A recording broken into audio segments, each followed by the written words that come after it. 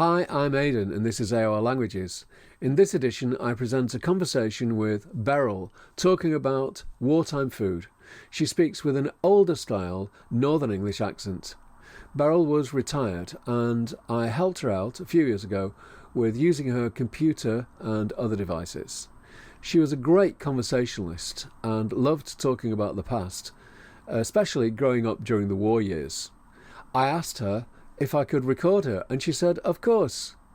I did 3 recordings. Here's the one about food and drink, presented here for the first time. For buying food, you had to be registered with a shopkeeper. For groceries, with your grocer. For meat, you had to go with your butcher.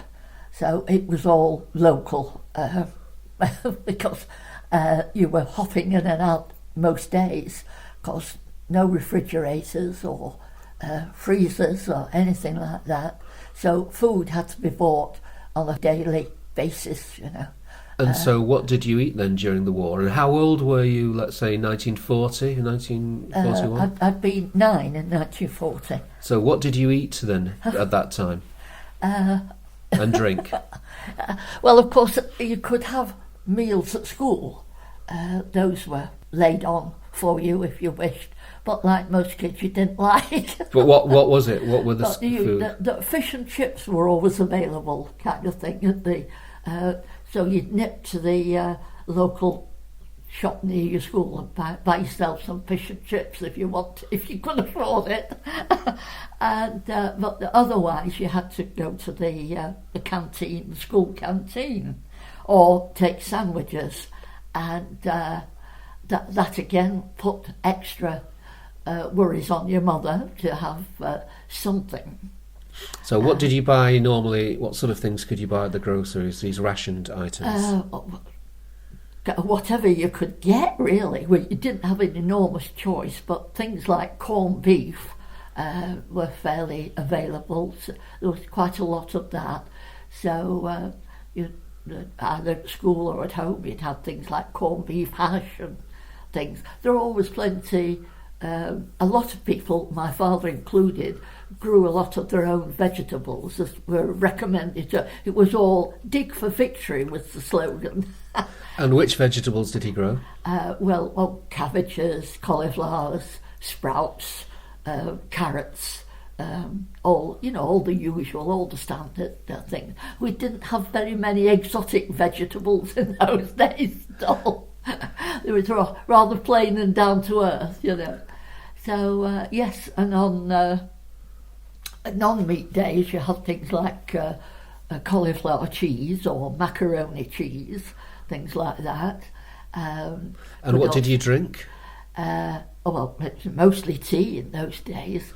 And if you could get some black market tea, my word, you were doing extremely well. And everybody did it. I don't care who they were. I know my parents. But was tea difficult to buy, or was it? It was rationed. Tea was rationed. Oh, yeah. And tell me about the butter. And the butter, yeah.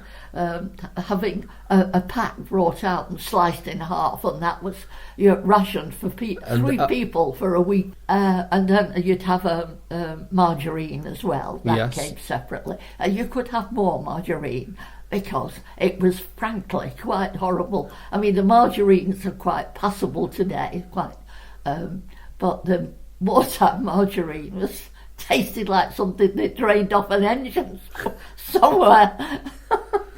not particularly nice, but and then again on toast and things like that, you'd have dripping. You know, your mother would render. What exactly is dripping? What is it? It's a cooking fat. From the meat? From the meat. Left over after meat. Ah. That's right. So you would go to the butcher, get bits and pieces of meat, fat, whatever, render it down in a roasting tin until drain all the fat off, then have it set in a dish or a bowl or and you'd have to spread that on toast. But that was fat. It's pure fat. Oh God, yes. You would let of anything in those days, I'll tell you. and how we haven't all of my age got clogged arteries, I don't know, because apart from the fact that we had to live a very active life because, I say, buses were, if there was a raid, the buses often stopped. So you had to leg it. So here's some commentary following my 6-point checklist. Number 1, summary. Beryl talks about food during wartime. It's 4 minutes 30 seconds long, or 620 words. Number 2, interesting words and phrases. Well, Beryl loved the word hop or hopping in the meaning of jump or skip. She had a front door mat with the words hop in, inviting visitors to hop into the house. Laid on. That's an interesting phrasal verb. It means provided. Food was laid on. Food was provided. Dig for Victory was the famous campaign during World War II. The government encouraged people to grow food in allotment gardens and on public land. The aim was to make Britain as self-sufficient in food as possible, and it was a success. My word. That sounds very old-fashioned nowadays. It's short for upon my word. That's when you're swearing an oath to say something is true, and also it's used to express surprise. She said the margarine tasted like something they'd drained off an engine somewhere. I find that hilarious. She also referred to dripping. That's the fat left over from the meat, which children like to spread on toast. She said you were glad of anything in those days. Glad of meaning you are happy and thankful for. Happy and thankful to eat any kind of food, even if today it would be considered a health hazard. At the end she says you had to leg it. You had to use your legs when there were no buses because of an air raid.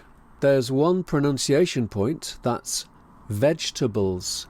Pronunciation vegetables with the silent first E, and that is widely considered to be correct, although I've noticed that I sometimes say vegetables and I'm not quite sure why, but the correct pronunciation is vegetables. Number 4, grammar.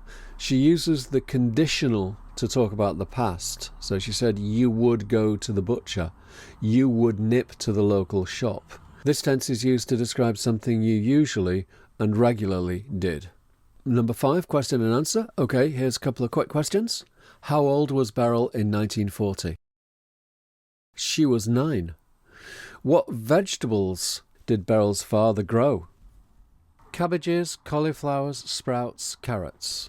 Translation. Well, we'll just try translating that phrase, food was laid on. And in Google Translate, it was translated into German as Essen wurde aufgelegt, but that's wrong. It's not correct. So when you get an incorrect translation, I mean, I was suspicious as soon as I found it. Then you try translating it back into English and you find that's not correct. So you just substitute with a more common term. So food was provided.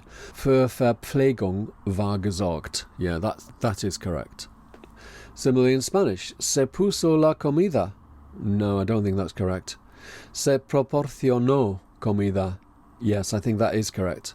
Can anyone confirm? Ah yes, it was a different world in those days, but Beryl's vivid and humorous descriptions really capture the wartime British spirit of stay calm and stay cheerful. I'll publish the other 2 conversations soon. So bye for now and see you soon.